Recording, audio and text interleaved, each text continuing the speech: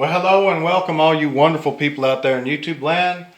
In this final HO scale video of the 8 days of Christmas, we are going to take a look at these International Hobby Corporation 85-foot passenger cars.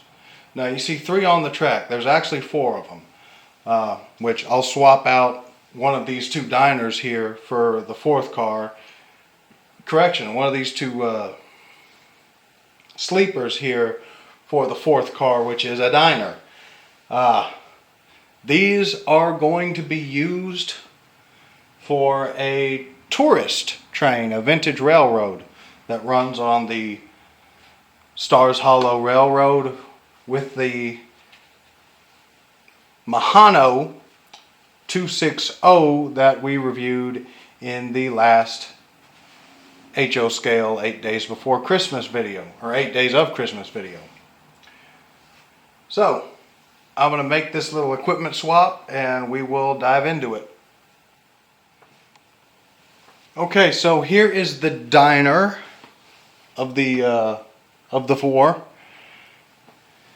You can see some pretty good orange leaf detailing, very gaudy white, red and blue paint job. These cars are painted and decaled as circus cars. Now, they are not going to remain as such. In fact, by the time this video is probably posted, they will have been repainted into a custom paint scheme for the Stars Hollow Vintage Railroad. Now, I'm not going to give away what that paint scheme is. By this point you've already seen it more than likely, so that doesn't need to be discussed. These cars did come with several separately applied modeler installed grab irons and ladders.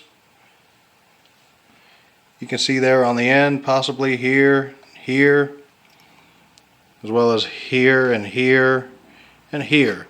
The dining car has these ladders right here that are applied underneath the doors versus the cast-on steps under the vestibules on the end of the car. You can see a nice clerestory. I'm sure I screwed that up saying that, but you've got little vent details and whatnot up top, which we'll take a closer look at that in a moment. Kind of moving along.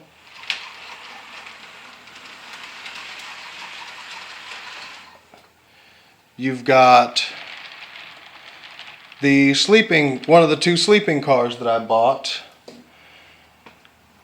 Again, separately applied grab iron detailing here and here. The sleepers and the observation car, the only separately applied details on these cars that were modeler installed were the grab irons. These steps that you see here underneath the vestibules on the car, those came cast onto the frame. The cars are plastic. All 4 of them are plastic construction, 100% throughout. They were a little light on their wheels, way light on their wheels.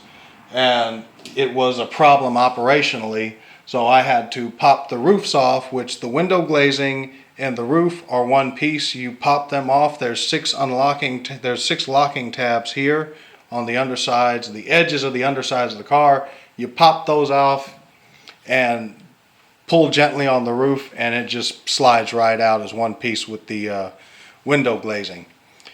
I used self-adhesive wheel weights, tire weights, to get these cars a little more weight in them. I ended up adding 2 ounces per car so that they would roll and stay on the track better. They can and do operate on 18-inch radius track, but they were just way too light. You look at them funny and they would derail on straight track. So that was definitely a problem. Anyway, looking at the cars, you have fairly decent rivet detailing along the window panes and these panels here. Coming along to the observation car, You have this observation deck on the rear with the curtains and whatnot up top. These cars ride on 6-axle trucks. I'll see if I can zoom in.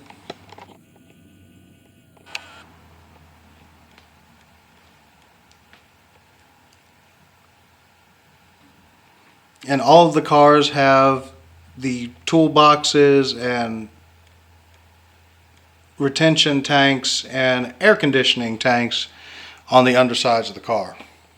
Looking at the B end of the car, you have the handbrake wheel, which is separately applied, and the brake chain detailing, as well as a couple of cast-on grab irons here.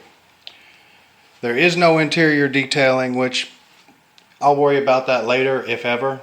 And you can see there it's still equipped with the horn hook coupler, which is not going to change because these cars are going to run with that, dedicated with that Mahano 260 for the tourist train.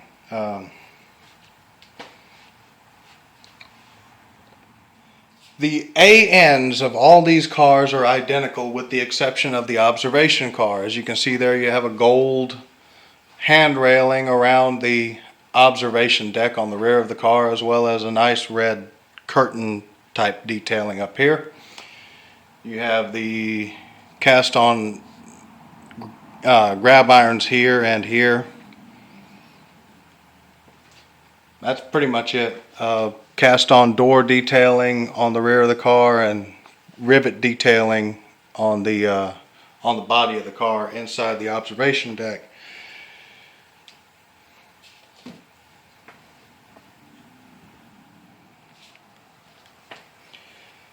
These cars all have the same underbody detailing. You can see there, it's actually a fairly good amount of detailing. You have all the requisite air brake appliances. You've got the air reservoir, you have the triple valve, you have the air brake piston right there shining under the light, and you have a lot of the rods and linkages associated with the air brake system as well. And you can see a little bit better all the toolboxes and air conditioning appliances and things and such on the underside of this car. Now, all of 4 of these cars are detailed in a, if not identical, very similar manner, so I'm not going to go through and show all 4. The only real difference between all 4 of these cars, aside from the observation deck on the A end of the observation car, is the roof design.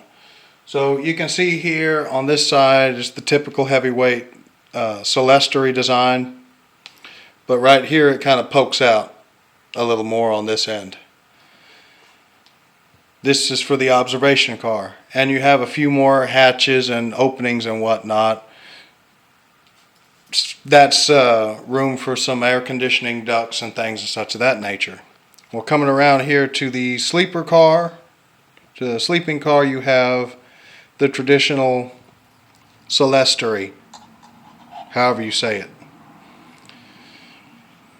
And this is going to be the same design of roof for the dining car as well, with the exception of, or with the addition of 3 little cast-on, air vents over the galley of the car, as well as there's a cast-on hatch right here and right here for the dining car. Other than that, these cars are identical.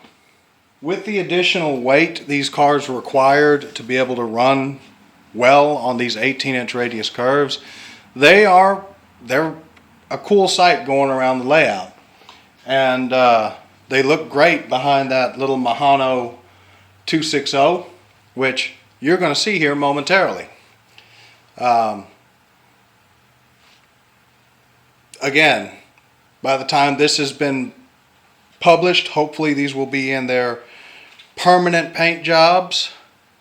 This should be one of the very few appearances these cars make in the circus paint job. Now, the dining car, I did find that the separately applied steps here drag against the scenery on one of the cuts, which, yeah, I know I could scrape that away, but I don't want to. So I'm just going to use the dining car on the display tracks by the depot as, like, you know, a freaking converted dining car. So this one might stay in its circus paint job. I haven't decided yet. Ultimately, that'll be up to the wife. This is her stuff, not mine. I just do the reviews and put everything together. So we'll swap out this dining car for the second sleeping car, and we will send these guys around the railroad behind that little Mahano steam locomotive.